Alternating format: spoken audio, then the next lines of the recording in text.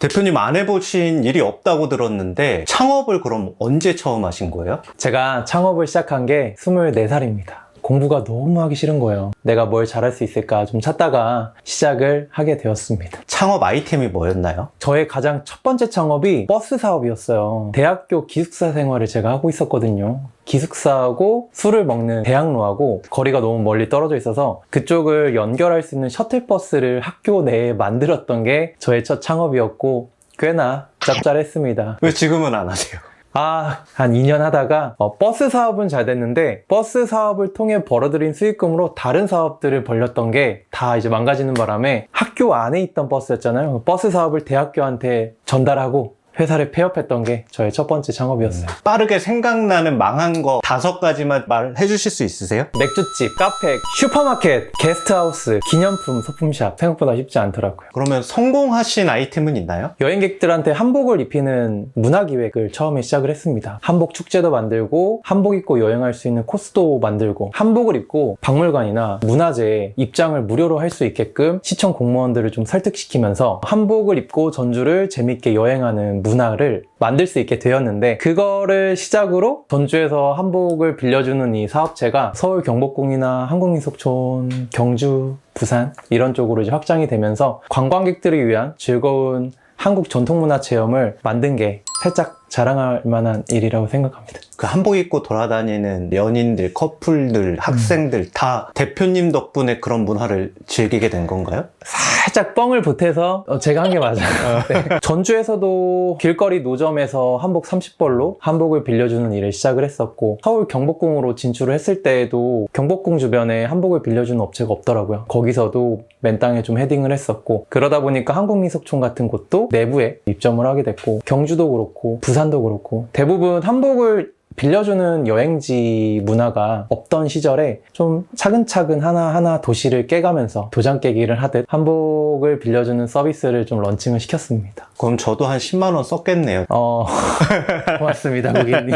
블렌딩 바라는 칵테일 바를 창업하시게 됐어요. 이유가 뭘까요? 여행객들을 굉장히 많이 연구를 하고 있어요. 여행을 하는 본질이 뭘까? 그 다음에 이 도시에 사람들이 와서 뭘 원할까? 이 도시에 대한 좋은 추억을 여행객들한테 선물하고 싶다. 대부분의 관광지가 낮에 즐기는 걸로 초점이 맞춰져 있습니다. 밤에 할 만한 것들이 좀 없는데 여행하면서 누군가를 만난다는 건 그 도시에 대한 정말 큰 매력을 느끼는 또 하나의 포인트가 될 수 있겠다 생각을 했습니다. 그래서 여행을 하는 사람들끼리 모일 수 있는 공간을 좀 만들어 보자 라고 했던 게 이제 블렌딩 바라는 거였고 참고로 저는 술을 한 잔도 마시지 않습니다. 그런 제가 블렌딩 바를 기획하게 된 건 이 도시의 여행자들을 위한 아지트가 필요했고 그 아지트를 칵테일과 위스키라는 메뉴를 주문시켜 놓고 이제 사람들끼리 서로 대화를 나눌 수 있는 매개체를 만들어낸 거죠. 그래서 블렌딩 바는 술을 파는 공간이라기보다는 여행하는 사람들이나 지역에 있는 사람들, 사람과 사람을 연결해주는 그런 문화 공간이다라는 생각이 아직 확고합니다. 그러면 첫 번째 블렌딩 바가 어디에 생겼죠? 전주 한옥마을에서 10분 정도 떨어져 있는 골목길이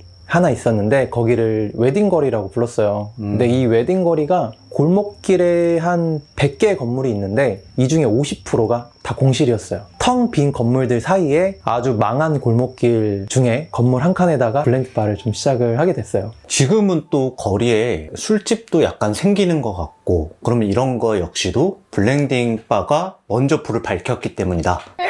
그게 너무 좀 지켜 세워주시면 제가 또 조금 거짓말 보태서 이 골목길이 실제로 많이 활성화가 되었습니다. 이 골목길이 갖고 있는 특색 중에 굉장히 오래된 좀 특이한 건물들이 굉장히 많거든요. 문화적인 요소나 역사적인 요소를 살려서 좀 개성 있는 가게들이 이 골목길에 창업을 하게 됐어요.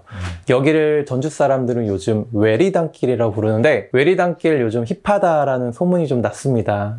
그 중심에 블렌딩 바도 있고 블렌딩 바는 늘 평일과 주말 할 것 없이 사람들로 가득 차서 이제 만석이 됐고 주변에 있는 가게들도 유사한 업종들이 생겼다거나 아니면 또 다른 방식으로 즐길 수 있는 공간들이 생기면서 많은 여행자들과 또 전주의 젊은 사람들이 이용을 해주는 상권으로 많이 좀 발전을 했어요. 자부심이 있는 것 같은데. 이게 아무것도 없는 골목길에 혼자 버티고 있는 게 쉽지 않거든요. 초반에 좀 외로웠어요. 네.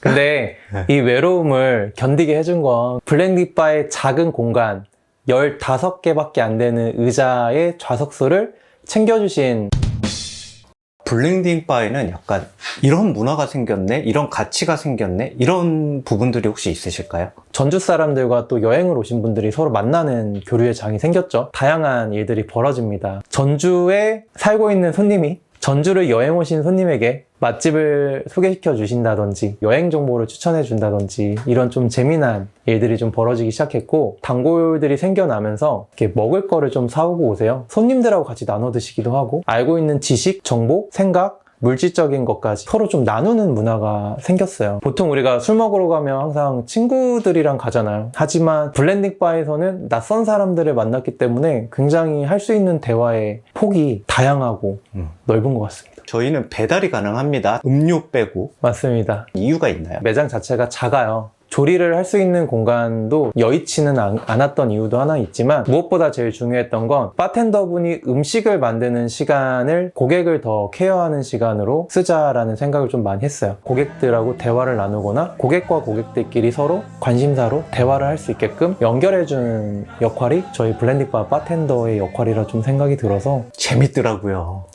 해적통이 그렇게 재밌는지 몰랐어요. 아하. 영상 보시는 분들 궁금하실 겁니다. 10가지 이상의 게임이 준비되어 있습니다.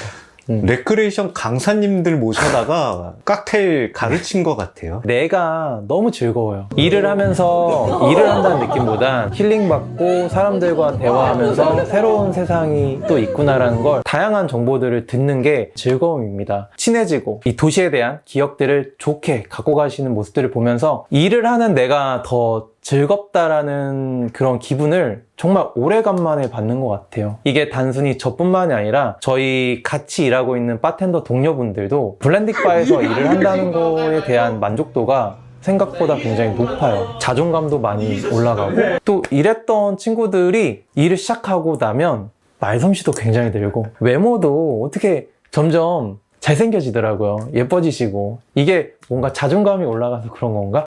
정말 멋있어요. 근데 이게 이 일을 하면서 내가 존중받고 있구나라는 생각이 드는 직업이에요. 블렌딩바를 하면서 얻는 즐거움과 보람과 그 보상은 제가 해봤던 일들 중에 손에 꼽힐 정도로 굉장히 좋습니다. 확실히 진상이 없어요. 고객들이 다 웃으면서 가요. 맞아요.